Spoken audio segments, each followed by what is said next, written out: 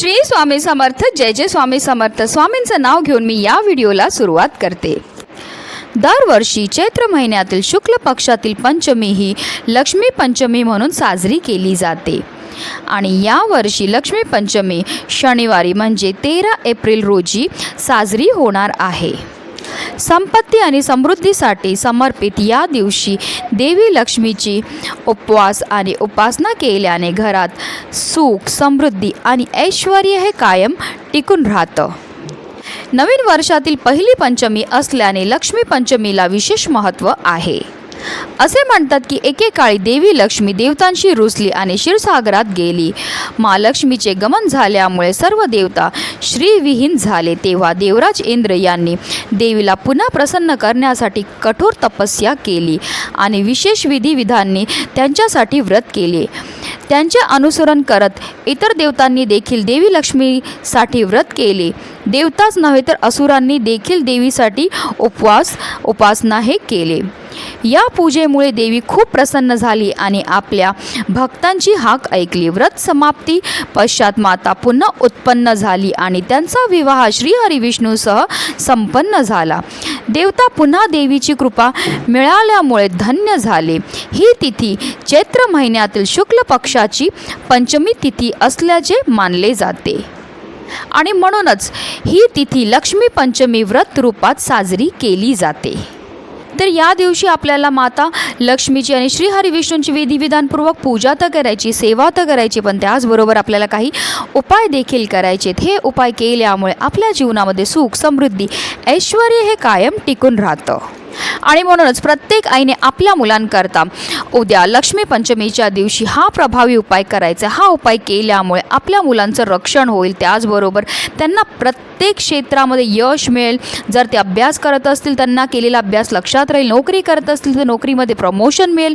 जर व्यवसाय करत असेल तर व्यवसायामध्ये भरभरून त्यांना यश हे मिळणार आहे. त्याचबरोबर त्यांची कठीणातील कठीण इच्छासुद्धा पूर्ण होणार. अतिशय प्रभावी असा हा उपाय, ज्याबद्दल सविस्तर माहिती मी तुम्हाला या व्हिडिओमध्ये देणार आहे. तर व्हिडिओ पूर्ण पहा आणि जर तुम्ही माझ्या चॅनलवर नवीन असेल तर चॅनलला सबस्क्राईब करा आणि शेजारी बेल आयकॉनसुद्धा प्रेस करा, जेणेकरून तुम्हाला माझ्या नवनवीन व्हिडिओचं नोटिफिकेशन हे मिळत राहील.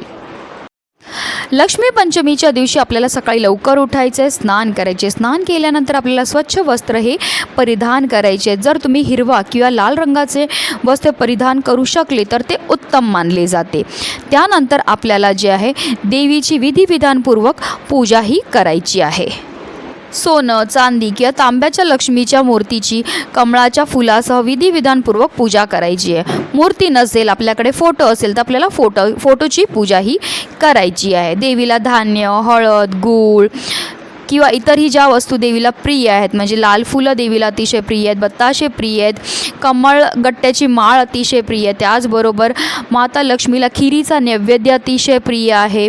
तर ज्या ज्या वस्तू माता लक्ष्मीला प्रिय आहेत त्या आपल्याला सर्व माता लक्ष्मीला अर्पण ह्या करायच्या आहेत. त्याचबरोबर आपल्याला काही सेवासुद्धा करायच्या आहेत. श्री पंचमीच्या दिवशी आपल्याला देवीचं कनकधारा स्तोत्राचं पठण करायचं आहे, लक्ष्मी स्तोत्राचं पठण करायचं आहे, लक्ष्मी सुक्तमचं पठण करायचं आहे. या अतिशय उच्च कोटीच्या सेवा आहेत. जर ह्या सेवा केल्या तर फारच लवकर आपल्यावर माता लक्ष्मी ही प्रसन्न होत असते. आता हा उपाय आपल्याला का करायचा आहे? बऱ्याचदा आपली मुलं खूप मेहनत करतात, कष्ट करतात, पण त्यांच्या कष्टाला त्यांच्या नशिबाची साथ मिळत नाही. तर ह्या सर्व समस्या का उद्भवतात? तर बऱ्याचदा कसं असतं, आपली मुलं आहेत त्यांना नजर लागलेली असेल किंवा त्यांचे ग्रह चांगले नसतील तर त्यामुळे सुद्धा त्यांना कोणत्याही क्षेत्रामध्ये यश हे मिळत नाही. ते मेहनत तर करतायत, कष्ट तर करतायत, पण कष्टाला नशिबाची साथ मिळत नाही. म्हणूनच आपल्याला अशा विशेष स्थितीला काही विशेष उपाय करण्याची गरज असते.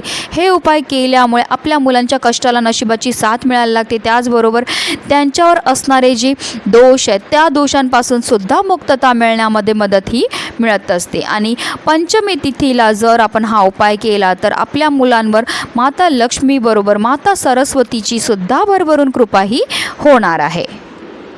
तर हा जो उपाय आहे तो आपण सकाळपासून संध्याकाळपर्यंत कधीही करू शकतो. अगदी लहानातल्या लहान मुलापासून मोठ्यात मोठ्या प्रत्येक मुलाकरता, मुलगा असो किंवा मुलगी असो, प्रत्येकाकरता हा उपाय आपण करू शकतो. तर ह्या उपायाकरता आपल्याला काय करायचे? तुळशीची एक वाळलेली काडी जी आहे ती लागणार आहे. त्याचबरोबर आपल्याला थोडंसं मध लागणार आहे. तर आपल्या मुलांना आपल्याला बसवून घ्यायचं, बसवताना पाठ किंवा आसन द्या आणि त्यानंतर आपल्याला जी आहे मधामध्ये ही तुळशीची जी काडी आहे ती बुडवायची आहे आणि त्यानंतर आपल्या मुलांच्या जिभेवर आपल्याला एम हे शब्द लिहायचा आहे. मी तुम्हाला स्क्रीनवर दाखवून देते एम कसा लिहितात, तर तो आपल्याला त्या रीतीने आपल्या मुलांच्या जिभेवर लिहायचा. एम हा माता सरस्वतीचा बीज मंत्र आहे. जर तुमच्याकडे सोन्याची काडी असेल किंवा सोन्याचं कानातलं असेल, त्याच्या मागे जी काडी असते त्याने सुद्धा आपण हे करू शकतो किंवा चांदीने करू शकतो. पण आता सोनं चांदी प्रत्येकाकडे असतं किंवा नसतं, म्हणूनच तुम्हाला मी सर्वात सोपी गोष्ट सांगितली म्हणजे तुळशीची काडी. तुळस ही प्रत्येकाच्या घरोघरी असते आणि तुळस म्हणजे साक्षात माता लक्ष्मीचं स्वरूप आहे आणि जर तिच्या काडीपासून आपण हा उपाय केला तर त्यामुळे आपल्याला केलेल्या उपायाचं 100 पटीने जास्त पुण्य हे मिळत असतं. म्हणूनच मी तुम्हाला सांगितलं आवर्जून तुळशीच्या काडीने तुम्ही हा उपाय केला तर उत्तम राहील. तुम्ही सकाळपासून संध्याकाळपर्यंत कधीही करू शकतात, पण नक्की करा. हा बीज मंत्र आपल्या मुलांच्या जिभेवर लिहिल्यामुळे माता लक्ष्मी बरोबर माता सरस्वतीची भरभरून कृपा आपल्या मुलांवर होत असते आणि जर माता सरस्वतीची आपल्या मुलांवर कृपा झाली तर आपल्या मुलांची प्रगतीही कोणीही कधीही थांबवू शकणार नाही. उपाय करायचे, पण त्याचबरोबर आपल्याला आवर्जून आपल्या मुलांकडनं माता सरस्वतीची पूजासुद्धा पंचमी तिथीला करून घ्यायची आहे. ही सेवा केल्यामुळे आपल्या मुलांची भरभरून प्रगती होत असते. त्यांच्या जीवनामध्ये असणारे सर्व दोष, सर्व विघ्न, सर्व दारिद्र्य नष्ट होऊन त्यांची कठीणातील कठीण इच्छासुद्धा पूर्ण होते. म्हणूनच प्रत्येक आईने उद्या हा प्रभावी उपाय किंवा ह्याला सेवासुद्धा म्हणू शकतात जी आपल्या मुलांकरता आणि मुलांकडनं करून घ्यायची आहे. म्हणूनच व्हिडिओ जास्तीत जास्त लोकांपर्यंत शेअर करा, जेणेकरून प्रत्येकाच्या मुलाच्या आयुष्याचं कल्याण हो. ही स्वामी चरणी प्रार्थना. श्री स्वामी समर्थ. जय जय स्वामी समर्थ.